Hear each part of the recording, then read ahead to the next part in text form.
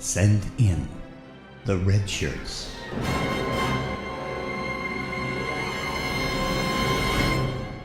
That last episode. Okay, let's talk about it. I believe the full title is, it was For the Butcher's Knife Cares Not for the Lamb's Cry. For the purposes of this review, I'm going to call it The Butcher's Knife and just be done with it.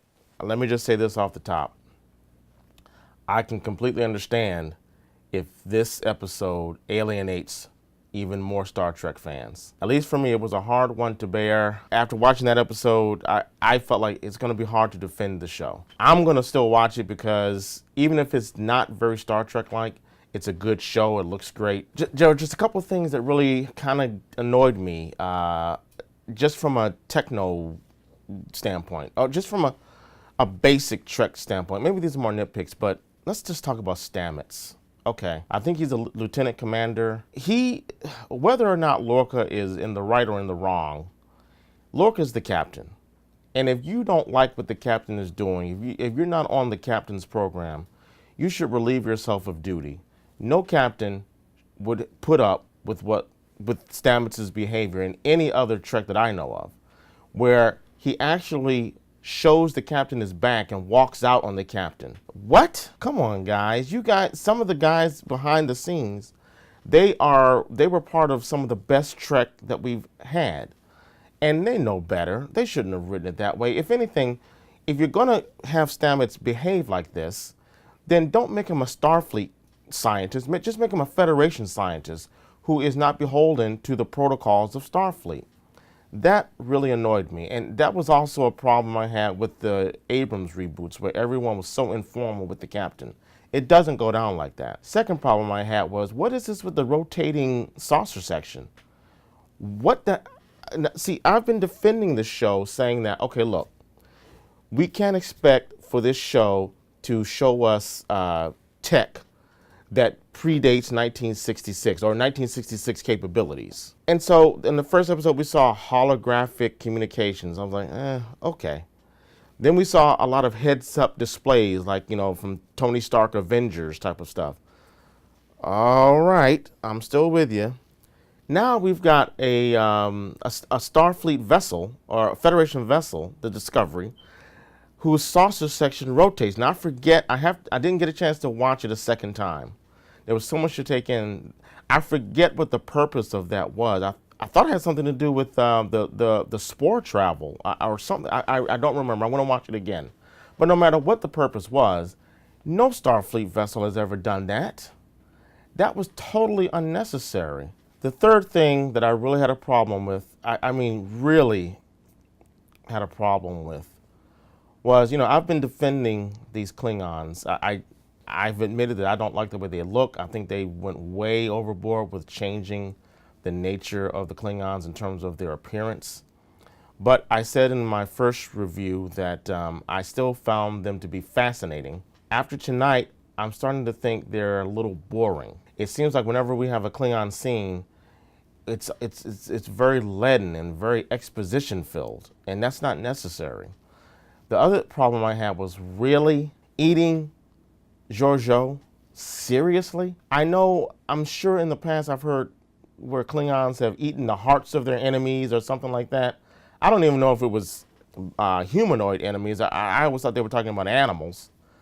But they ate Captain Georgiou? Does the show really need to go that dark? And I see people on Facebook and YouTube saying, well, they said they were starving, that they were hungry. Why? Why were they? They don't have replicators on the ship? And speaking of that ship, now that I've settled into the show, why the hell did the producers spend so much money building this interior set that looks like a freaking cathedral? Just give me a Klingon bridge. That's all it needs to be. I appreciate the visuals of the show, but sometimes less is more. And it just struck me on this fourth episode. I'm like, wait a minute, why is this?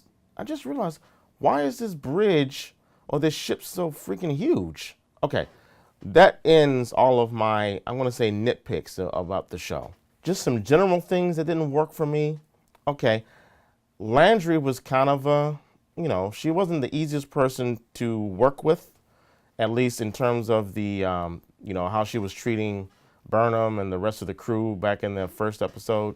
She seemed kind of a hard ass. I kind of liked that about her. She kind of reminded me a little bit of, if any of you guys remember the movie Aliens, what was your girl's name?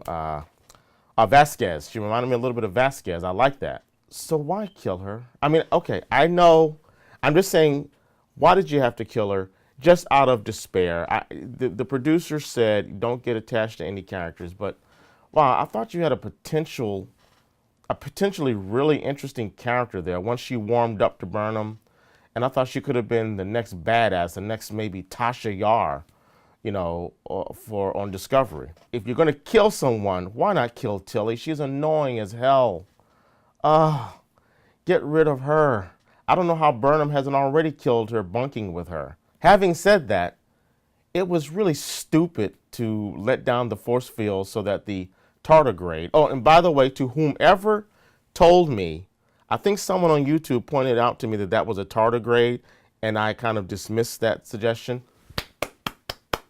Hats off, salute to you, whoever you are out there. If you see this, hopefully if you will.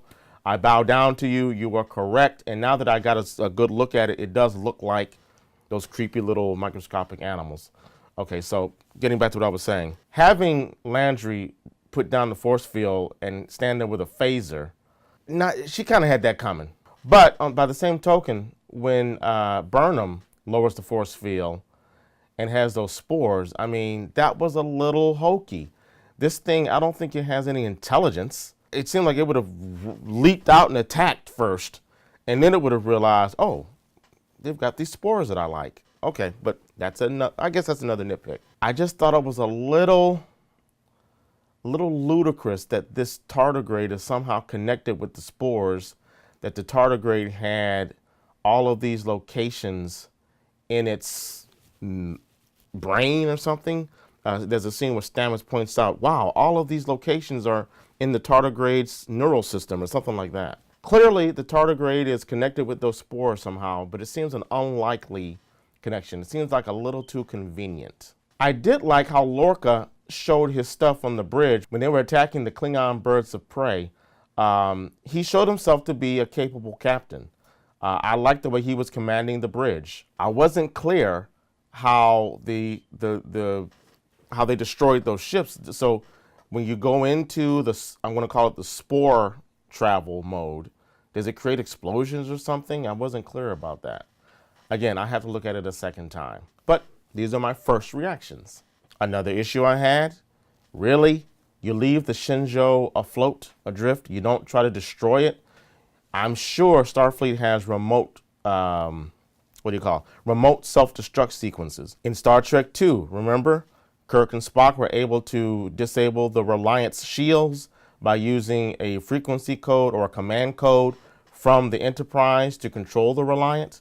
I gotta think that technology would have been first and foremost in Starfleet or in the Federation, so that even if this is 10 years before Kirk, which means it would have been how many years before Star Trek II when they showed that technology, that capability? I don't care. There's no way you leave a starship floating in space for anyone to come across and possibly cannibalize it for its knowledge or whatever, or secret plans or whatever. That was a little, I didn't buy that at all. As a matter of fact, it's like, okay, you did what you did with Giorgio, you did what you did with the Shenzhou, fine. Let's move on from that. I don't want to go back to the Shenzhou unless it's going to play a bigger part in the story, which maybe it will. I don't want to go back to that. I want to move the story forward, because right now, as of the last episode, I think we've come into some bumpy terrain. Just the overall tone, this is the Discovery. The name of the show is the Discovery. So we're now on the ship that is the basis of the show. And if we're going to get this type of, this crew hates each other. I can accept that everyone hates Burnham because she's a mutineer. She's perceived as a problem that the crew may not want to be involved with. I can understand that. But it seems like no one really likes each other on this crew. Now, maybe, again, I can't look into the minds of the producers and the writers and see where they're going with it. Maybe I just need to hang on for the ride. But I'm just saying, for now, if this is the Discovery, which the show is named after, I don't know if I want to see this crew for the next, what do we got, 7 or 8 episodes? it's not a fun place to be. Now, it needs to start to warm up a little bit. Give me something. So far, I've got 2 dead crew members. I've got a lieutenant commander, astromycologist, who is, sorry, he's kind of a jerk. He doesn't treat his captain with the respect that the captain is warranted. Even if the captain is wrong, then you relieve yourself of duty. So I've got that going on. I've still got people not liking Burnham. There's nothing, it's like the Zack Snyder version of Star Trek. I'm still on board. I'm not trying to discourage anyone to defect and go to that other show. I'm not watching that other show. But this is to the producers and the writers. I sincerely hope that, you know, things kind of, we turn a corner at some point. So there you have it, my review of The Butcher's Knife. What did you guys think? Are you gonna hang on with me? You gonna stay with me? We're Trek fans. I can't let it go just because it is Trek, and I'm gonna stay to the end. I'm gonna stay to the end. It's a great looking show. I still like the character of Michael Burnham. I'm interested to see what Lorca is up to or how far he's willing to go. I do like well, he's a commander, Commander Saru. I like that character. I liked Landry's character. I was hoping that she would turn a corner and warm up. I think Stamets also, when they there's a scene where Stamets and Burnham are watching the tardigrade interact with the spores, and I think Stamets showed a softer side, which if they nurture that side, if that side comes out more, I'll be fine with the character. But he's got to straighten this stuff up around the captain. Okay, that's enough. I'll see you next week.